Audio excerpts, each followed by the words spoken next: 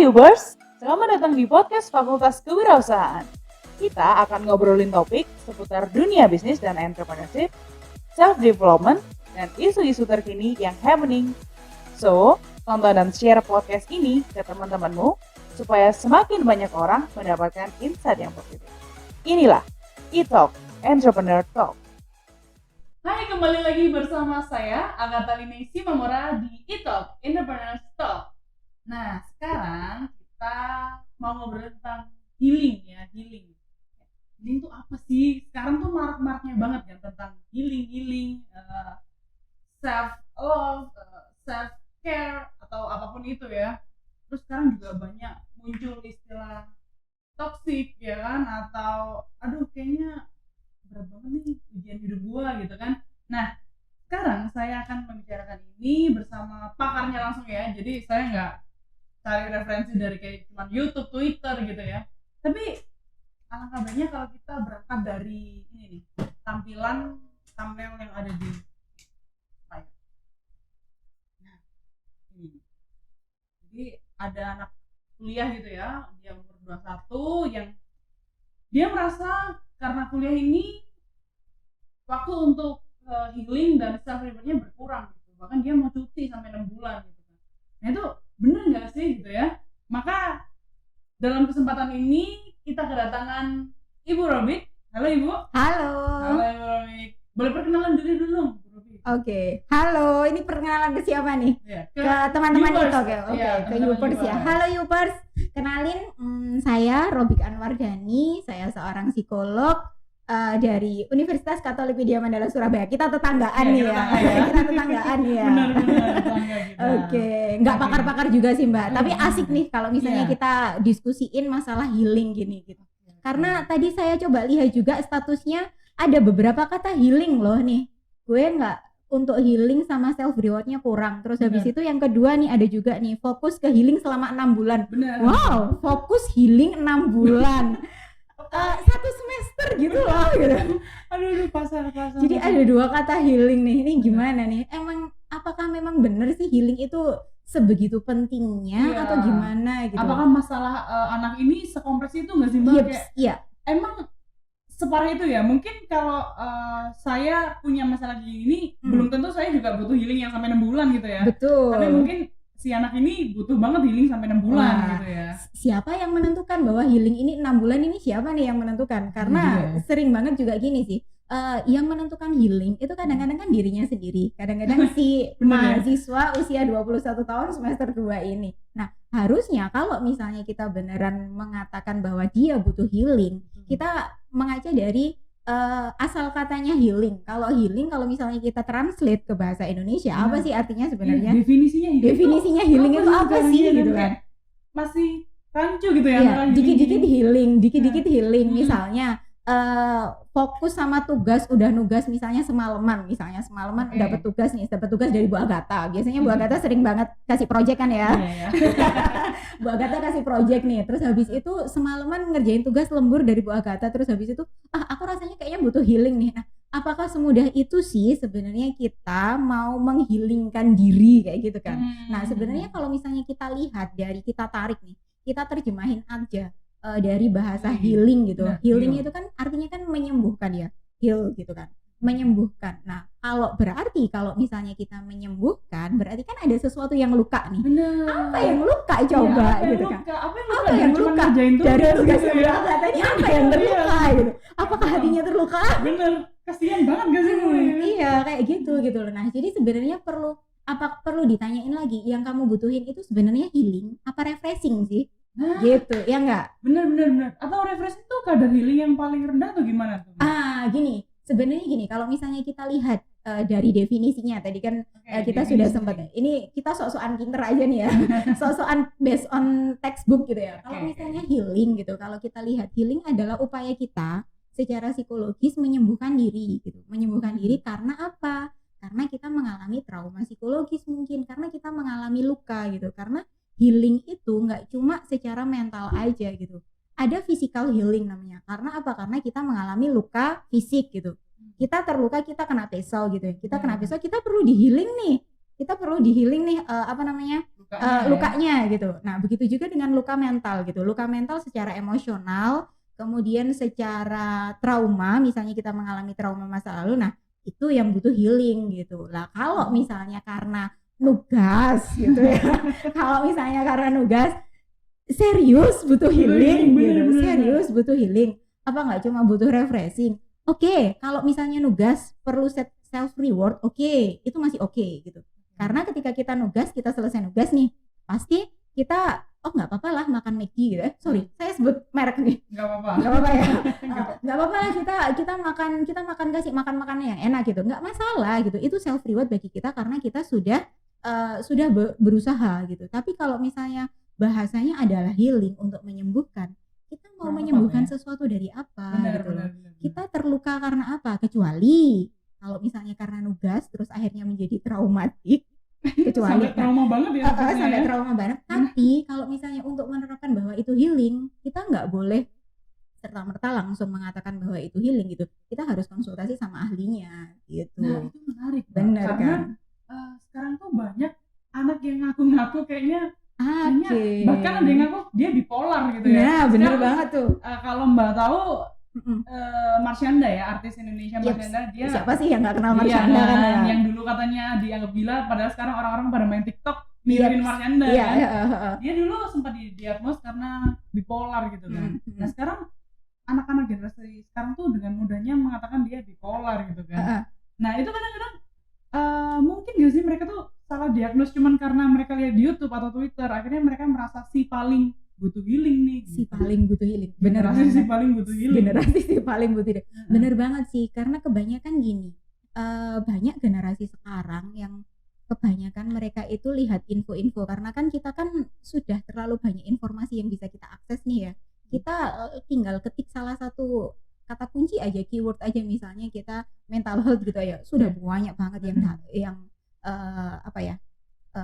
platform-platform yang mengatakan bahwa hati-hati lo kamu mengalami bipolar, hati-hati kamu mengalami depresi misalnya, terus hati-hati kamu mengalami stres semacam itu gitu. Nah sebenarnya itu bagus sih gitu, kemajuan teknologi, terus habis itu akses informasi yang gampang, itu bagus. Cuma kadang-kadang nggak diimbangi sama kontrol diri kita. Kadang-kadang kita terus akhirnya overdiagnose, bahkan self-diagnose. Self-diagnose itu nggak apa-apa, self-diagnose itu sebenarnya boleh. Tapi kalau misalnya sampai ke overdiagnose, misalnya kita ambil salah satu kasus yang tadi Bu Agatha bilang bahwa ada bipolar nih. Bipolar itu tanda-tandanya apa sih? Emosinya yang up and down misalnya.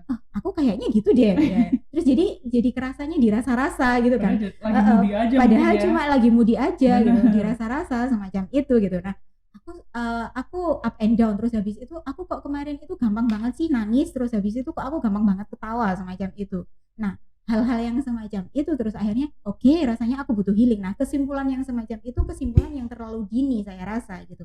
Karena apa? Melakukan self diagnose yang terlalu dini itu akan membuat kita keliru menetapkan treatment yang cocok untuk diri kita gitu. Nah padahal yang idealnya gimana sih sebenarnya? Idealnya ya kita harus, kalau misalnya kita mau mendiagnosis diri kita, ya kita harus mendiagnosis ke yang ahlinya. Bisa jadi betul sekali ke profesional, bisa ke psikolog, bisa ke psikiater, bisa ke dokter kejiwaan mungkin, atau ke psikiater, atau bisa kalau misalnya teman-teman masih SMA, teman-teman bisa ke konselor dulu di sekolah-sekolah. Iya betul, di sekolah-sekolah kan ada konselor sekolah nih. Nah bisa ke konselor sekolah dulu. Habis itu kalau misalnya memang ini membutuhkan treatment yang lebih advance lagi, nah kita boleh konsultasi yang ke profesional semacam itu gitu. Jadi nggak masalah teman-teman itu mau lihat banyak sekali indikasi-indikasi yang ada di media sosial, nggak masalah. Cuma kalau misalnya self diagnose terus habis itu jadi over diagnose, ini yang perlu hati-hati gitu. Terus akhirnya kesimpulannya kembali lagi, kayaknya aku butuh healing nih 6 bulan, 1 semester doing nothing, terus akan terlewatkan kan 1 semester itu gitu. Bawa waktu juga. Iya gitu benar. Ya. Nah ini sebenarnya masalah yang apa ya Mbak ya, kayak ada fenomena mahasiswa sekarang tuh cenderung yang dilempar sedikit nggak bisa, maksudnya bisa nggak ngerjain tugas ini, nggak bisa soalnya susah, padahal nggak sesusah itu sebenarnya ya. Dan apalagi di fakultas kita, fakultas kewirausahaan tuh nantinya kami nyetak pengusaha-pengusaha muda yang dimana seorang entrepreneur tuh lebih susah ya. Menurut saya bukan sesuatu yang mudah ya, karena mereka menghandle semuanya sendiri nantinya gitu ya. Nah, saya tuh kadang kepikir gitu, aduh kayak tugas gini aja nggak mau ngerjain, bilang susah, apalagi nanti kalau dunianya udah bukan dunia mahasiswa tapi dunia real gitu, kehidupan nyata. Terus gimana gitu ya enaknya mereka ini harusnya ngapain gitu, harus butuh konsultasi atau gimana saya juga masih kurang paham gitu. Iya, sebenarnya gini sih. Kalau misalnya memang diharapkan nih fakultas kewirausahaan, tentu saya rasa nggak cuma fakultas kewirausahaan juga sih. Semua fakultas pasti menyiapkan mahasiswanya untuk bisa menghadapi dunia kerja, dunia nyata gitu. Ini kan adalah proyek-proyek yang memang disiapkan untuk menghadapi dunia nyata gitu. Nah, khususnya fakultas kewirausahaan yang memang harus bikin proyek gitu kan. Nah, harusnya kan butuh, kalau misalnya saya ambil filosofi, itu kan butuh orang atau pribadi yang dia itu seperti bolanya, itu bola apa ya? Kalau dulu waktu saya mainan kecil di desa, itu kan ada namanya bola bekel ya. Bola bekel itu gitu ya. Nah, kalau misalnya dilempar ke bawah, itu apa sih? Bola bekel itu naik ke atas kan?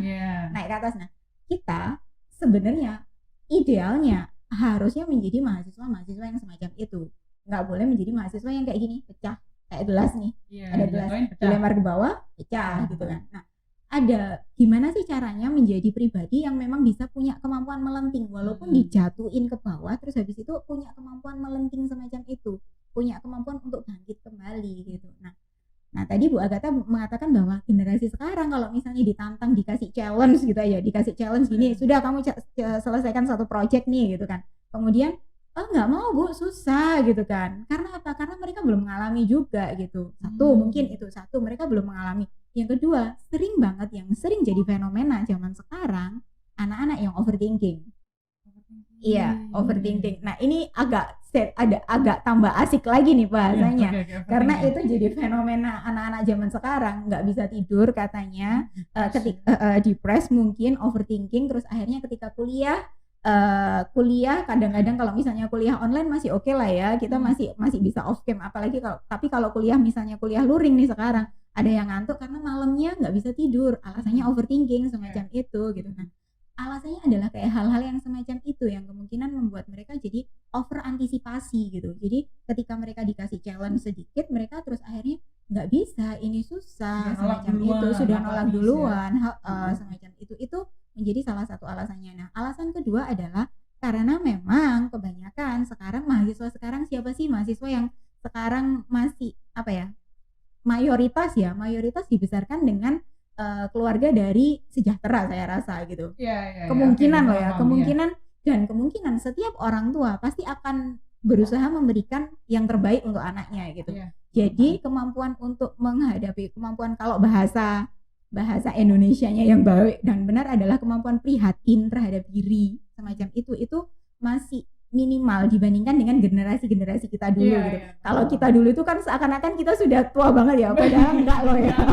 Benar. Nah, semacam itu, hal-hal yang semacam itu yang menjadi memang menjadi dasar sehingga mereka terbentuknya pribadi yang bisa dikatakan kayak strawberry itu tadi, yang sebenarnya mereka adalah eksotis, kreatif, punya ide-ide dan gagasan yang bagus, tapi karena strawberry, karena lingkungan eksternalnya yang begitu mungkin memanjakan semacam itu, akhirnya menjadi mereka nggak tough, mereka nggak resilient gitu sih. Nah, caranya gimana supaya si strawberry yang menarik, yang kreatif, yang punya gagasan kreatif, yang punya ide-ide cemerlang ini supaya tetap bisa bagus, supaya menjadi strawberry yang bisa dinikmati walaupun dia asam, tapi asamnya menyegarkan, itu gimana sih? Nah, saya teringat dari penjelasannya Romo Beni di podcast episode pertama kalau nggak salah. Jadi cara men-treat strawberry ini yang memang harusnya itu yang harusnya memang kita sesuaikan gitu, apalagi kita sebagai sebuah lembaga pendidikan, sebuah fakultas kewirausahaan, itu yang harusnya kita treat juga. Coba kalau misalnya strawberry ini dipasangkan sama coklat fondue, pasti enak nih. Benar. Tapi kalau strawberry dibiarin aja di lingkungan eksternal, ya sudah akan menjadi strawberry yang nanti akan rusak semacam itu. Nah, jadi kalau misalnya kita lihat dari dari filosofi itu sebenarnya gini, untuk meng-create seorang generasi strawberry yang sekarang ini ya, berikan stimulus-stimulus yang memang itu satu, memang itu menjanjikan. Maksudnya menjanjikan gini, sepanjang saya mengobservasi ya, generasi-generasi sekarang itu kalau misalnya dikasih tugas, dikasih suatu challenge, kalau misalnya penjelasannya itu detail, penjelasannya itu kamu nanti bakal gini gini gini gini, itu pasti mereka akan oke kok, akan bisa kok gitu. Karena mahasiswa saya pun juga semacam itu gitu. Ketika mereka diberikan tugas, terus habis itu dengan tugasnya yang memang ada penjelasan yang bagus, ada penjelasan yang detail, terus habis itu ada penjelasan yang memang ada gambarannya, mereka akan oke, aku akan bisa gitu, aku akan take action semacam itu. Gitu sih. Jadi mungkin kita juga karena kan kita nggak boleh semata-mata cuma nyalahin generasi strawberry harusnya gini, tapi generasi strawberry ini juga memang punya khas, punya karakteristik yang kalau misalnya kita bentuk, kita berikan stimulus yang tepat, itu akan menjadi suatu generasi yang memang benar-benar cemerlang gitu, semacam itu. Nah, kita sebagai lembaga pendidikan juga bisa sih ambil refleksi dari filosofi itu tadi, semacam itu sih Bu Agatha. Oke. Nah, sebelum kita ngobrolin lebih lanjut ya tentang gimana sih dari point of view-nya siswa gitu ya. Kita cut dulu, soalnya kita mau lanjut ke part 2. Oke, thank you.